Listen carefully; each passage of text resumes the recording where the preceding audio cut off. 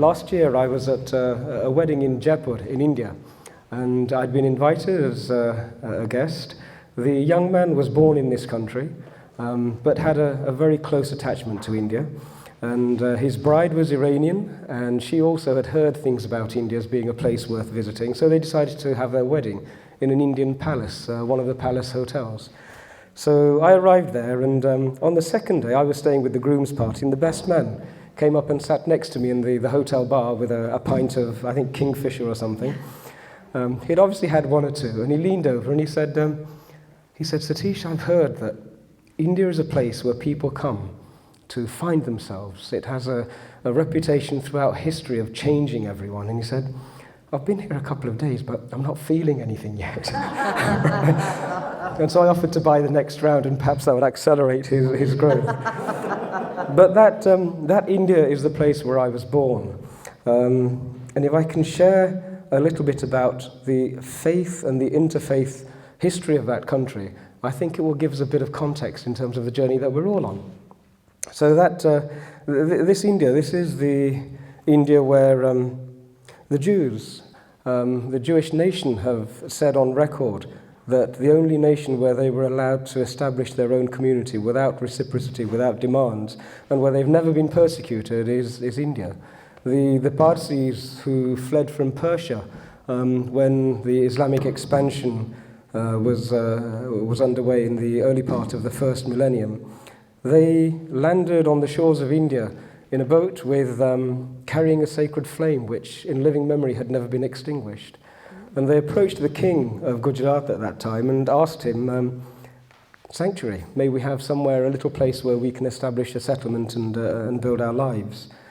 And he granted their wish, and they said there is a condition, and that is that this flame, wherever we install it, for 50 miles, a radius of 50 miles all around, there can be no non-Persian person to take up residence. And that was granted. The king of Gujarat granted that land to them. And the Persians have had an uninterrupted journey in India. They've thrived and prospered, reaching all sorts of heights. The Dalai Lama, in living memory, when Tibet exploded with violence, India gave sanctuary to the Buddhist movement that was there. So the nation has deep in its roots the understanding that all of humanity is connected, and that all of humanity is on a journey to discover its own essence and its own connection with divinity. And so interfaith has been fundamental to the whole of Indian history. And in some 55 years ago, in a little rural village in India, a village of 8 mud huts and a mud cowshed, I was born, and we were so poor we didn't have a manger even. And I was born just after midnight, and it was such a simple life that a moonlit night, and there was a shadow cast along one of the walls, and my grandmother took an ember, a piece of charcoal from the fire, and drew a line so that 3 or 4 weeks later somebody would come with a watch and they could work out what time it was that I was born. And that's where my journey started. And if I think of the incredible journey across countries, nations, and through peoples, I've had the pleasure of working in the Middle East, the Far East, over in the US, and obviously in India. And I'm standing here, a complete mixture of all of those experiences. In the mystic traditions of Egypt, there was a requirement that before you embarked upon a mystic tradition, you had to have lived in 7 homes. You had to have visited 7 countries. You had to have exposure to 7 different languages. Only then did they deem you polished enough and sort of absent of so many rough edges to contemplate taking a spiritual journey. So the priest arrived after having been told what time I was born and everything else, and I was given a name. And the name that I was given was a combination of reality, which is the word Satya in Sanskrit, and Ishwar, which is a personal divinity. So he who sees reality in the same vein as a personal sense of divinity is the name that I was given as my birth name. So I'm very much attached to the absolute preeminence that we have to attach to reality. And when we navigate through interfaith, we come across all sorts of situations and circumstances and teachings and habits and cultural and religious mementa which perhaps are not quite so firmly established in reality. And I think reality is one of those things. Some famous person said you can ignore reality, but you can't escape the consequences of ignoring reality. Mm-hmm. And that is something I use very much so when we're navigating interfaith spaces. The journey of India is a remarkable journey of learning, and I think we can use that transformation that occurred in India over a period of 7,000 years to try and set into context what transformations we're going through.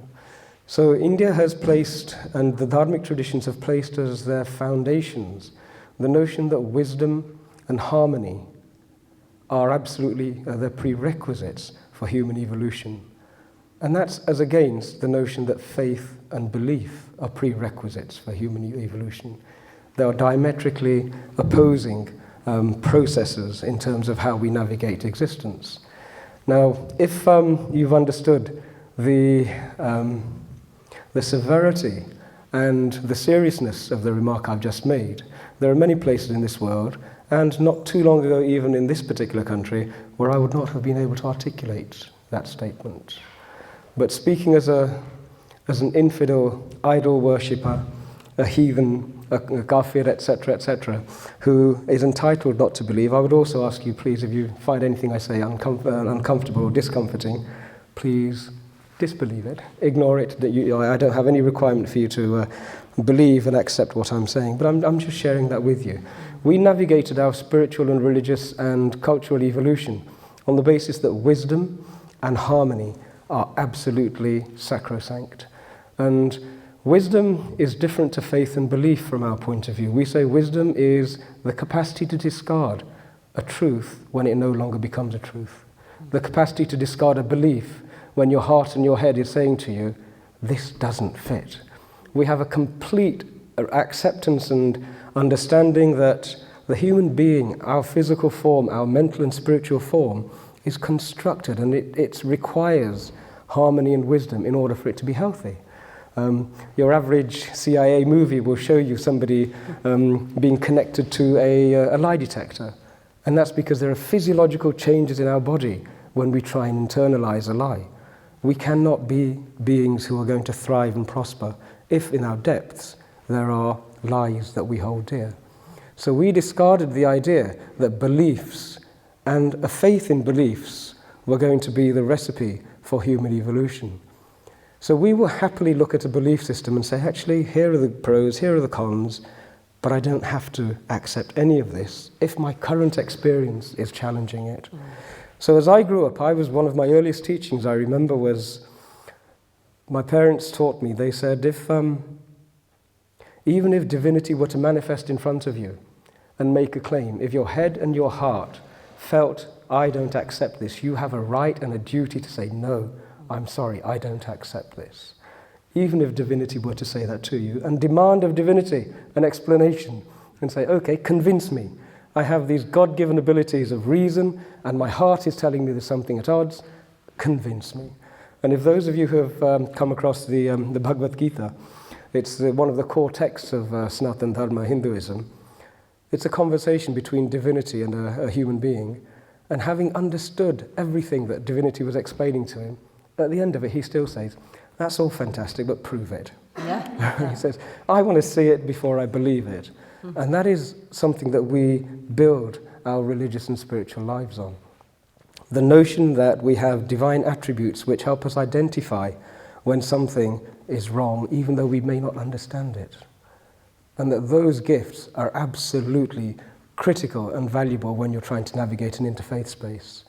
We are here in this incredible country where there is an influx of ideologies and thoughts and beliefs and religions, and it's all coming into this crucible, which the temperature, as you know, in any crucible, you mix potent ingredients and the temperature rises and a churn occurs.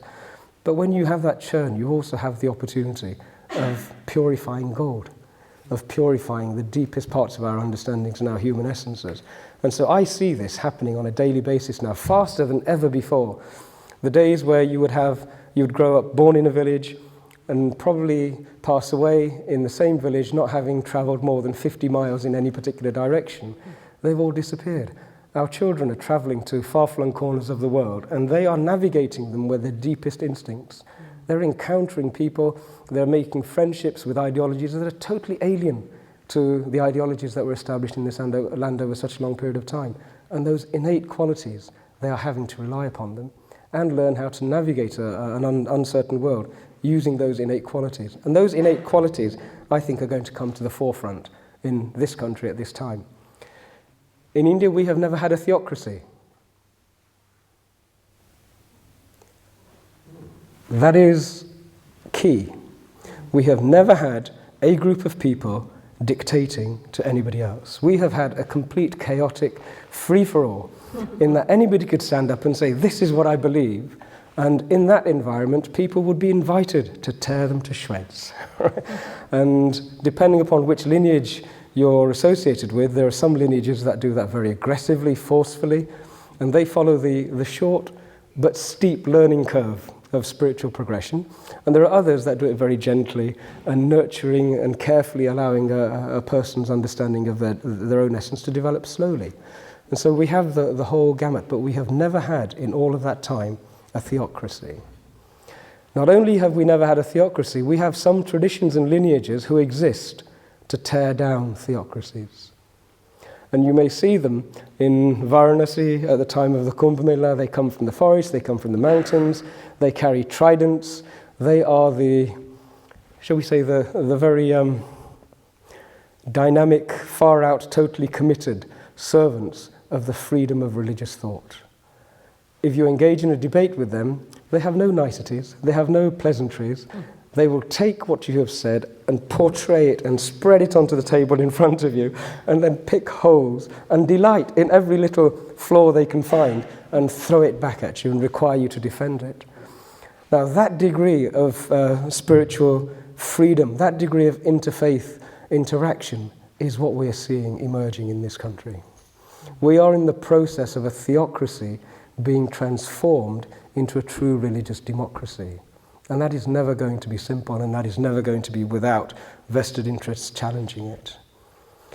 So if I can take a slight detour and generalize that there are two types of human beings from our point of view. We say there are those who are creative, they want to use the benefit of their labor to create good things for all of humanity. They can't help it, it's innate. They are the builders, they're the ones who are exploring, they're the ones who would like to do a solid day's work for a decent day's pay. Honest labourers, toilers in the intellectual, in the spiritual, and in the economic field. And then we have another creature who is not yet evolved to that stage, and they're more than happy to take the benefits of somebody else's toil. And those two forces are always tussling. We have a tradition which says that if you consume a penny of somebody else's labour, you will have to repay that 1,000-fold. So in our religious traditions, swamis are only those who can actually exist without needing somebody else to contribute their toil to their support. Now what we are seeing in this country is a recognition that there are institutions which over many years have actually built very comfortable lives for themselves at the expense of other people's toil. And that's becoming something that is so self-evident.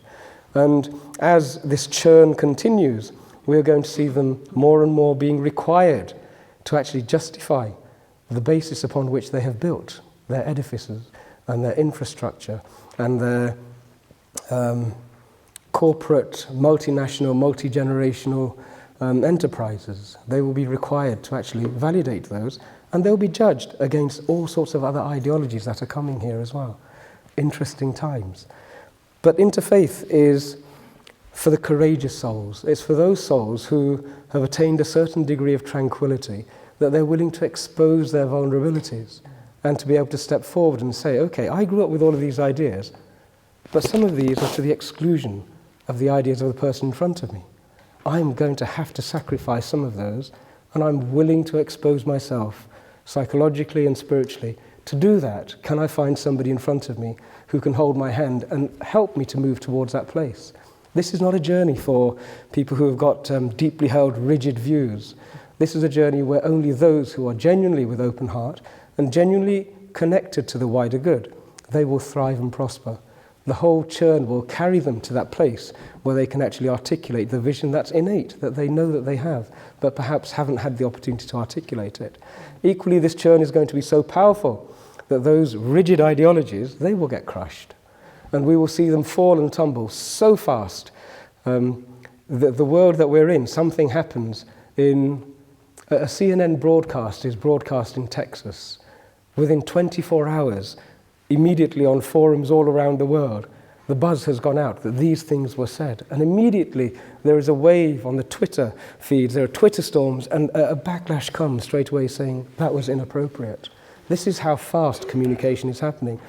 If I give you an extraordinary, that's the speed, if I give you an extraordinary example of the degree of connectedness, when Mahatma Gandhiji's statue was unveiled in Trafalgar Square, I had been invited to attend, and Mahatma Gandhiji's grandson was standing there on the platform delivering a little speech about his father.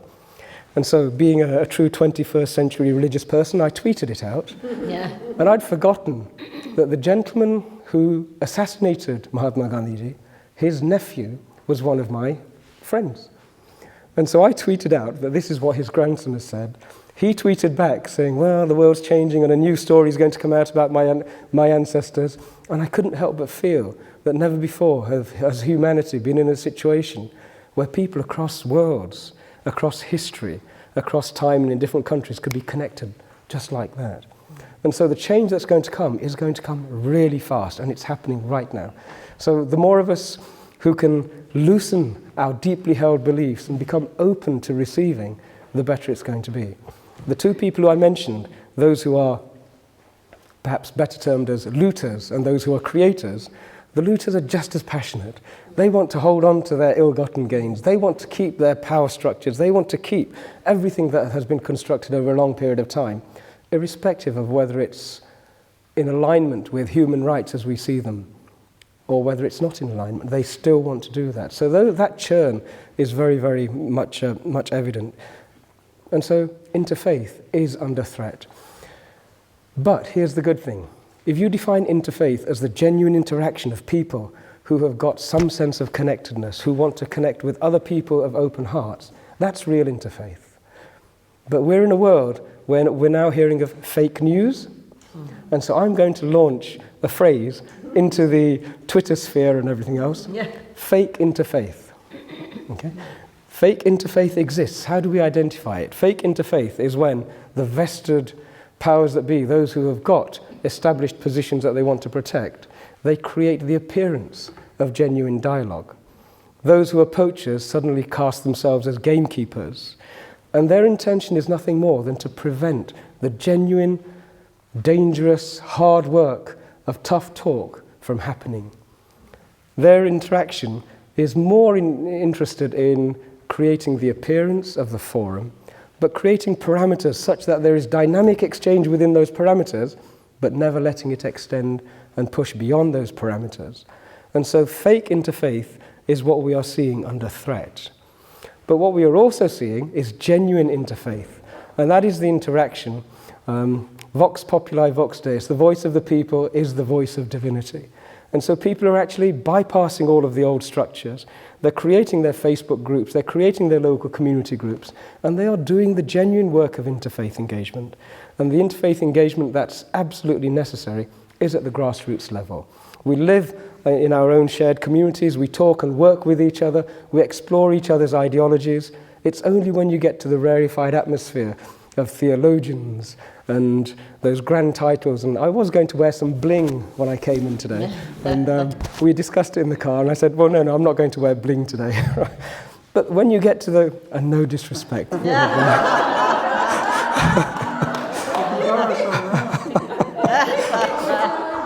But it's a common part of the religious profile, isn't it? Big hats, sashes, and bling. But in my lineage, it's not a prerequisite. So I have an option of doing it when I think it would be good window dressing, and an option of discarding it when I don't feel it will be quite appropriate. But all of those old structures, those old ways of controlling our engagement, they are all under threat. And the people who want to keep them in place know that they're under threat.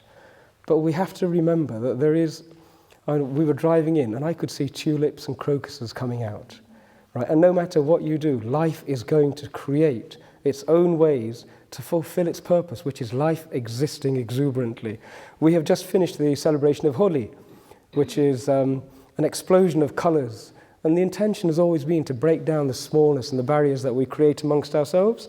So when you're in a Holi celebration in India, there will be 2,000 people in a square, and everybody is game for being plastered with reds and greens and yellows. And it's an incredible dissolving, a dissolution of all of those little walls that make us small and separate from everybody else. And that's exuberance. We come from a tradition which says life cannot be stopped. No matter what little structures our tiny minds create to manipulate creation, life is too big for us. And it will push, and it will push, and it will push until we become civilized to the level that actually we become more tranquil. We become people capable of reflection. And our journey is one which is wisdom and harmony-based. And we know that every human being at some stage in their life will sit quietly, and the sooner it happens, the better it is, and their attention will internalize. And these bodies are built to connect us with our deepest essence. It's only the things that prevent us from connecting that cause us to suffer. Each and every human being, irrespective of their journey through interfaith, if they sit still, they internalize their attention, they make their breathing slow, there's a process that starts. And then that process is the journey to a connection with divinity. And interfaith could have all of these different strands sharing all of their different ways of getting to that connection, rather than it being competing.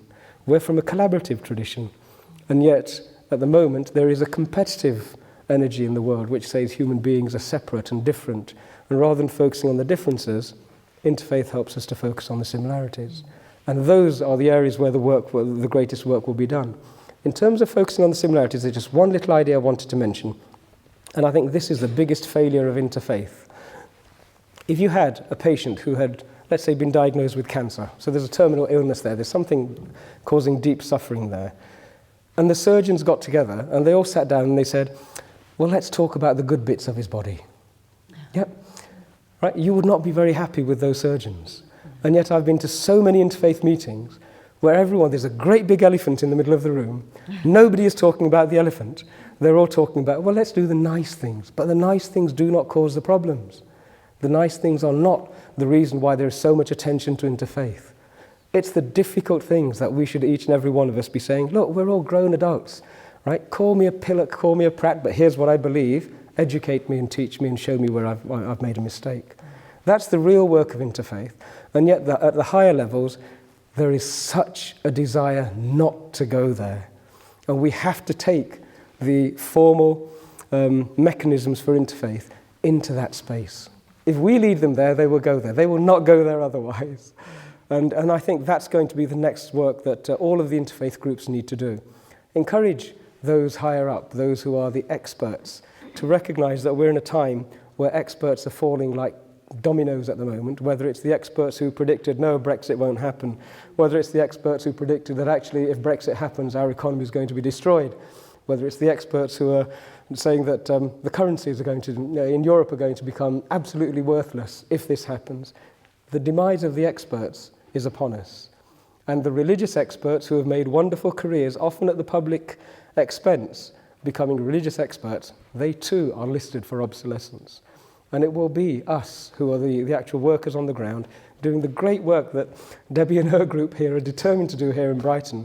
Those of us who are doing that work, we will actually cause the shift to go upwards, whether it's with our religious leaders, whether it's with our religious institutions, or whether it's with our political masters, as they so-called. But I would like to step back and just have one other little thought that I'm entitled to throw in, and that's that we're reincarnationists. We know that soul and spirit transcends this material form. Our daily existence is that this is a vehicle, and we watch bits of it changing. We know that the breath that goes into our lungs flows out and flows into your lungs, out of yours into somebody else's lungs. There is no separation. If you look at the boundaries that separate us, they evaporate and dissolve in front of you. We are all connected, even on a moment-by-moment basis, everything we're saying and doing. I'm going to leave here with thoughts that I've collected from you. I would have been changed. If you're unlucky, you will leave here with some thoughts that have changed you as well. And so there is no separation, there is no division. And so as reincarnationists, we know that we don't get it right today, we'll get it right tomorrow. If not tomorrow, in 20 years' time. But the whole of the planet, or the whole of human evolution is moving forward to create a better place for human beings to exist. And it may not be us in this form, it may be us in 3 lifetimes, or our children's, but we're part of that process. And if we view this whole evolution of interfaith as an exciting, incredibly dynamic process, I think it's one hell of a ride. You know, you can either sit on the roller coaster of this journey that we're all on, holding tightly with white knuckles and screaming, or you can let go and say, all right, we're in this space, we have to do this, let's make the most of it and really enjoy it. But that requires a bit of courage. So as interfaith communities, I think courage is the last thing that we need to bring into this space. And I would absolutely encourage you to challenge each and every person who has established themselves as being a religious expert or some sort of interfaith person. Challenge them with what you know in your deepest senses and your deepest essences, perhaps not to be quite what has been told. And let's see them stand up and maintain their edifices for a little bit longer. So I think this is a great time. I'm absolutely delighted that fake interfaith is under threat. I'm really happy that genuine interfaith is occurring, and I look forward to the day when we have no theocracy in this country, but we have incredibly spiritual, religiously open-minded communities who are sharing the wisdom that's available from all corners of the world. So thank you very much for that. I'd like to conclude on that note. Thank you very much.